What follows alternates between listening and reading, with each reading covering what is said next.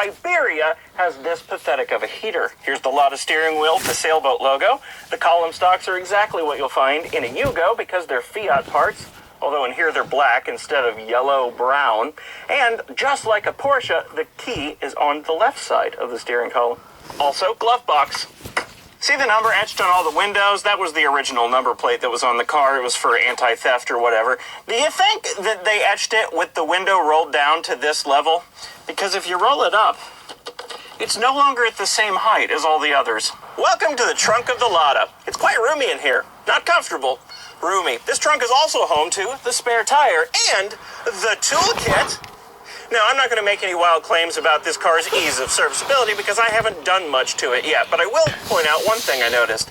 The front ball joints are not pressed in.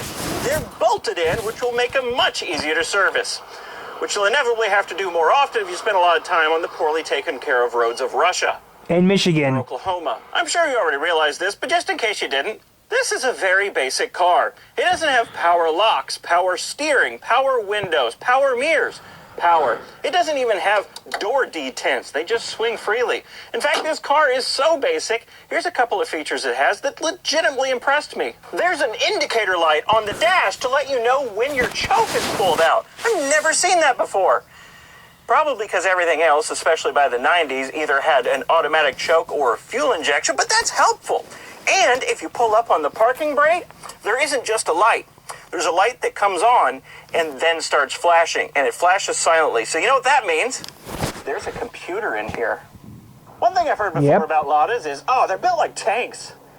No, I put this thing on my lift, jacked up evenly from all four corners, and the sheer stress of that was enough to warp the body so much, the doors got stuck.